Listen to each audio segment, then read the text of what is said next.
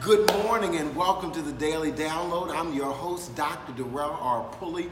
This is the day the Lord has made. We are rejoicing and we are glad in it. Welcome to the Daily Download. If this is your first time joining us, like, follow, and share the Dr. Darrell R. Pulley page so that you can get notifications of when we are on Facebook Live. If you're one of our regular students of Truth Kingdom citizens, invite a family member, a friend, a neighbor, a co-worker, a classmate, a church member to watch with you live the Daily Download. Invite them, share it right now on your page, and invite them to watch the Daily Download live with you, because we know the truth today, that the Lord daily loads us with his benefits. And I'm telling you, today is already jam-packed. It is already loaded with the blessings and the lessons of God. And my heart and my mind are open and ready to receive all the good that God has for me. And I am praying with you today and holding you in consciousness that your heart and your mind are open and receptive to divine, unlimited ideas. Well, we've been talking about the two most powerful words that you can say, which are I am. Yes, those are the two most powerful words that you can say, and we invite you to say I am as many times as you can throughout the day. And remember, whatever you attach I am to, you are creating. You are creating a permanent state of being. And so we've been looking at Exodus chapter 17, where the children of Israel were in battle. They were fighting with the Amalekites, and the Amalekites represents our animalistic nature. It represents our arrogance, and it represents our, what is that last one? Come on, you know it, you know it, you know it. It also represents the things that we are allergic to, our allergies. And so therefore we're learning how to manifest, because I know that I am victory, but how do I manifest that victory in my life, in my world, and in my affairs? And we learned that they held up Moses' arms, which represented, had Aaron and Hur holding up Moses' arms. And as long as they were holding up his arms, they won the battle. So Aaron represents the soul, and we've been looking at the various aspects of the soul. We've been looking at the mind, which is our thinking nature. I am to think of the thoughts that creates the things in my life. We've been looking at our heart, which is our feeling nature. I am the feeler of the feelings that creates the facets and the future of my life. And today we are dealing with the will. Yes, the will. I am the decision maker of the choices that create the things in my life. My will, my decision making creates the things in my life. And so one of the greatest gifts that God has given us is the gift of choice. That's right, I said it. One of the greatest gifts that God has given us is the gift of choice. He said, I set before you life and death, good and evil, blessings and cursings. And then God makes a recommendation and said, choose life so that you and your seed can live. God does not make the decision for us, but God empowers us to make the decision, gives us advice, gives us direction, gives us leadership, gives us guidance, but ultimately we have to make the decision. Ultimately, we have to make the choice. And that's one of the greatest gifts that God has given for us, given to us, is the gift of choice. And so I'm saying, take responsibility for your life and realize that I am the decision maker that makes the choices that creates the things in my life. I am the decision maker that makes the choices that creates the things in your life. Whatever's going on in your life right now is as a result of a choice that you have made. So I encourage you today to take responsibility for your life, to take responsibility for your choices, because it is a gift of God. What are you doing with that gift that God has given you, the gift of choice? What are you doing with your power, with your will, the executive function of the soul, to be able to make decisions? And so we are lifting up our will to the I am of our being. Come on, affirm me. I am lifting up my will to the I am. I am lifting up my decision-making power. I am lifting it up to the I am of my being. Because as I lift up my will, my decision making to the I am of my being. I am victory, and I am manifesting that victory in my life, in my world, and in my affairs. So how do we win? How do we manifest this victory in day-to-day situations, circumstances, and experiences? How do we use this gift of choice that God has given us? Pulley point number one is that we use it by, first of all, being aware. And so I'm going to ask the 3 points today in the form of questions. The first questions are, what are the choices that are available? So when you're making a decision, the first question to ask yourself are, what are the choices that are available? What are the options that I have? And so you ask yourself that first question, what are the choices that I have? What are the options that I have? The second thing, I'm going to give them to you right up front, and then we're going to come back and review it. The second, pulley point number two, is the second question you ask yourself is, what are the ramifications? What are the consequences for each one of those choices? And then the third question you ask yourself, pulley point number three, is, what is the best choice for me? So pulley point number one is that you ask yourself, what are all the choices that are available? Pulley point number two, what are the consequences of each? Because each choice has a consequence. Each action has a reaction.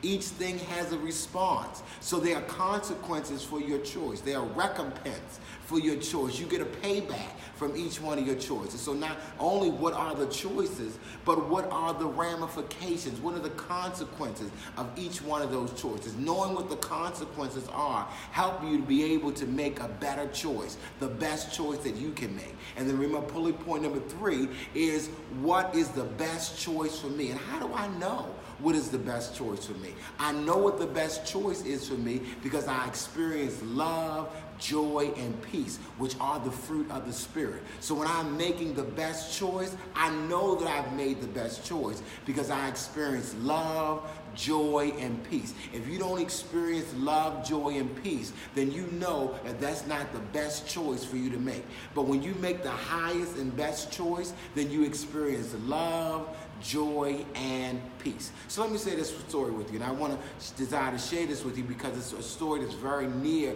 and dear to my heart. This story changed my life. This story caused me to fully become a New Thought Christian, to fully become a kingdom citizen, to fully become a metaphysician. And so I was working as a school psychologist at this point at St. Francis Academy, and I was also working as a spiritual leader at the Church of the Everlasting Kingdom. It was a local assembly at that time versus a national organization it is today. And so during the daytime, I had a young lady come into my office, and she said, Mr. Pulley, I wasn't even a doctor at that time. She said, Mr. Pulley, I'm pregnant. She says, and I don't know what to do. And so as a therapist, what I did is I said, let's look at the options. Pulley point number one, let's look at the choices that you have. I said, do you desire to keep the baby and take care of it? Do you desire to keep the baby and put it up for adoption? Do you desire to have an abortion? So as a therapist, I laid out for her what all the choices were. And then we explored what were the consequences for her of each one of those choices. What were the choices of keeping the baby and taking care of it? What were the consequences of, not the choices, what were the consequences of keeping the baby and taking care of it? What were the consequences of keeping the baby and putting it up for the adoption? What were the choices of having an abortion? And so therefore I dealt with all the choices that were available to her and then all the consequences that would take place as a result of each one of those choices. And then she made the decision that was right and best for her. And that decision for her at that point was to have an abortion. And so I supported her, I accepted her decision, I supported her and her decision and her right to make that decision. It wasn't my personal decision, it wasn't my right to force what I thought was best for her, but I supported her in her choice, and she came to a decision that she was able to be at peace with, and that was to terminate the pregnancy. That was her body, and that was her choice. The same evening, I went to my pastoral study, went to my office, and there was a young lady in the church who came to my office. It was like, I think I was overseer at that time. Overseer Pulley, I need your help. I'm pregnant. What do I do? And I went to that in that session, And I didn't explore all the choices with her. I said, well, you know what the Bible says? This is a life. You don't want to commit murder. And I begin to give her judgment. And I begin to give her condemnation. And I begin to persuade her and to convince her why she should have this baby. And she had the baby. But I felt like Dr. Jekyll, Mr. Hyde. I felt like I was Superman and Clark Kent. I felt like I was in a Twilight Zone where I've got two young ladies facing the same situation, but I'm saying one thing as a therapist, and we're looking at what the choices are, what the consequences are of those choices, and what is the best choice for her. But when I dealt with the person in my pastoral office as the spiritual leader at that time of Church of Everlasting Kingdom, there was only one choice for her. It's like I had taken away all the other options, all the other choices. I was doing what God didn't do, which was God has given us choice. Even in the Garden of Eden, there were choices. This is the tree of life, and this is the tree of the knowledge of good and evil. They had a choice. And so I didn't give her those choices. So that's how I began to get deep into this journey and make a decision that I need a theology that works for me. I need a theology where I can give a consistent message, whether I'm in the street, whether I'm in the grocery store, whether I'm in the psychology office doing counseling, whether I'm in the pastoral study, whether I'm preaching in this church, that church. I need one message. I need one theology that is consistent across all the boards, across all the different facets of my life, where I'm not switching up who I am and what I say and how I handle situations based upon the environment, but I am myself wherever I am. And that was the defining day for me, where I really said I've got to integrate all parts of me so that I'm given a consistent message. And so that's how I got deeper into being a metaphysician, a New Thought Christian, fully embrace being a kingdom citizen, that it's not my job to make choices for people, that that's their decision. And let me tell you, no matter what choice you make, it is the best decision that you can make at that time. There's no such thing as losing. There's really no such thing as a bad choice, because in every choice, it's either it's a lesson or a blessing. Either something that you need to learn from the choice that you made, or you make a choice and you experience the blessing, you experience the benefit of that choice. But there's no bad choice. Even with Adam and Eve, she ate of the tree of the knowledge of good and evil. He ate of the tree of the knowledge of good and evil, and they learned. They opened up the possibilities. Jesus redeemed that in the Garden of Gethsemane and said, nevertheless, not as I will, but thy will be done. And so today, we are lifting our will up to God. We're saying, God, your will be done in my life. That I look at the choices that I have, I look at the consequences of those choices, and I make a decision, because I know the decisions that I make are going to impact my life. So I lift up my will, my decision-making, my power to say, Holy Spirit, I submit to you. I trust in God with all of my heart, and I lean not to my own understanding. In all of my ways, I acknowledge God, and God is directing my path. So today we are lifting up our will to God and saying, thy will be done. Lo, it is written of me in the volume of the book. I have come to do thy will, O God. All right, so let's review. Let's recap that today I am lifting my will up to God. And the way that I lift my will up to God is to ask myself three questions. What are the choices that are available to me? Pulley point number one. Pulley point number two, what are the consequences of each one of those choices? And pulley point number three, what is the best choice that I can make given this situation or this circumstance? What is a choice that is going to bring me love, joy, and peace? And I lift up my will, my right to be able to make decisions for my life. All right, I'm so glad that you've joined us today for the Daily Download. I pray for you today as you make decisions, as you make choices, that you make the highest and the best choice that you can make, and that you experience the love, the joy, and the peace of your choice. And even if the choice that you made didn't seem like the highest and the best and the right and the perfect, that you learn from that choice, because in life there are no mistakes, there are only lessons. And so even with that choice, stop going over and beating yourself up about the choice. It's a blessing. You learn something from every choice and every decision that you make. So I lift my will up to God, because I know that I am the decision maker of the choices that create the things in my life.